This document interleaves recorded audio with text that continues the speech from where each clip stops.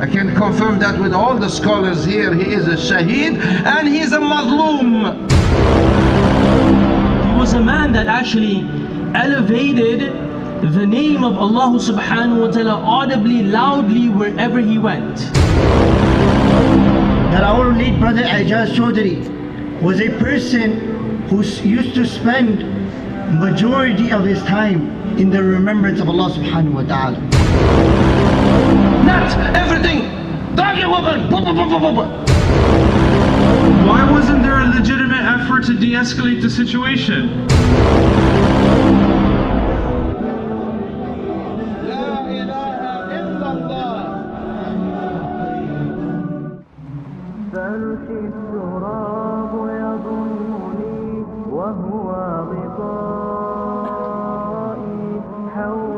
Let's all respect the laws and making sure that we are definitely adhering for the 6 feet separation.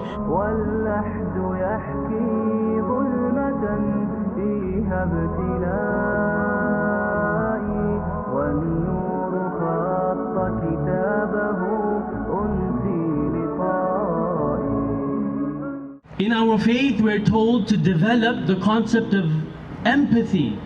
Not only do you feel sympathy for somebody, you feel bad for somebody, but rather you put yourself in the shoes of the person in grief, the person in difficulty, and in this case, the Choudhary family. So we are in support, we are in solidarity, we stand shoulder to shoulder with this family as they go through their grief and their difficulty. Was a person that toiled in this world. He was a person that gave sacrifice in this world. He was a person that went through a lot of difficulty in this world. And perhaps in his life, he was unable to see the fruit of that patience, of that endurance. He was a man that actually elevated the name of Allah subhanahu wa ta'ala audibly, loudly, wherever he went. Not only in the masjid, but wherever he went, audibly, those that know him will testify to this, that he would remember Allah loudly. He elevated the name of Allah subhanahu wa ta'ala. The Prophet sallallahu alaihi wasallam says in a hadith, in a narration of Abu Dawood, the Prophet sallallahu alaihi wasallam says, "Udhkuru mahasina mawtakum," that remember the good qualities of your deceased. And I'm confident and pretty sure that many of us, if not in the hundreds but thousands, can give witness to the fact that our late brother Ejaz Choudhry was a person who used to spend majority of his time, Allahu Akbar, majority of his time in the remembrance of Allah subhanahu wa ta'ala.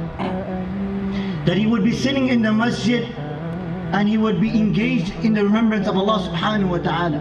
I can confirm that with all the scholars here. He is a shaheed and he is a mazloom. Because there is a zalim in this. And this zalim has to pay the price. A mistake has to be corrected. There is no compromising or sweet talk in this. Somebody has done wrong, needs to be corrected. And the oppressed need to be honored in his grave, and his family is in pain. So other officers would think twice and 3 times before pulling that trigger. Two guys, not even with a background in martial arts, could have taken a chair and pulled the guy and removed the knife. No, boom, boom, boom, boom. That's the training. No, this is not right. And this is why we want this janazah to correct a lot of wrong happening in the world. Not everything. What's going on? There is, hold on, this gun is the last resort. A life here, this is destroying lives of many. And now, again, it's going to cause mistrust in the police. You know, in Africa, when someone dies, they say he has arrived. In Islam, we say he has gone back. La ilaha illallah. لا إله إلا الله لا إله إلا الله لا إله إلا الله. Again, Why wasn't there a legitimate effort to de-escalate the situation? These are questions we're asking. We want answers for, and no, we're not getting any. And it's upsetting. It's upsetting for us as a family. It's upsetting for his children, for his wife, but also for the community as a whole, because we've come together as one.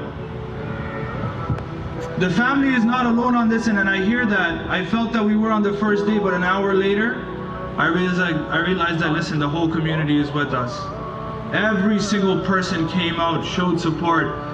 Elderly, young kids, because of how great and how harmless of a man my uncle was. Moi's over here, his 7-year-old son, the other day asked me, when is my Baba coming home from the hospital? What am I supposed to say to him? I have no answer. Bro, no way. They're acting like hayawan. What? Did you hear that?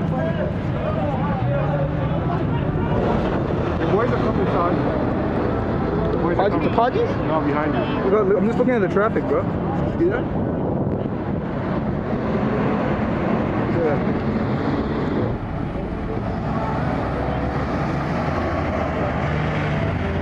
Yo, he's a big mon.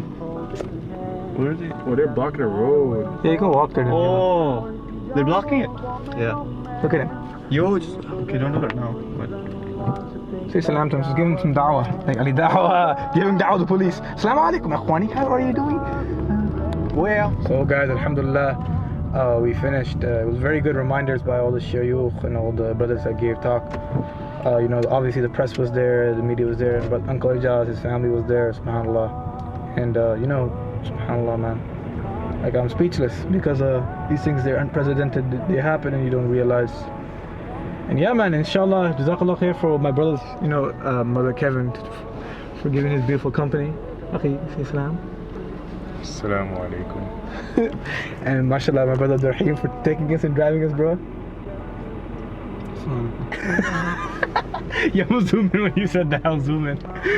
Alhamdulillah, man, so jazakallah khair, and hopefully keep checking out the content, and assalamu alaikum.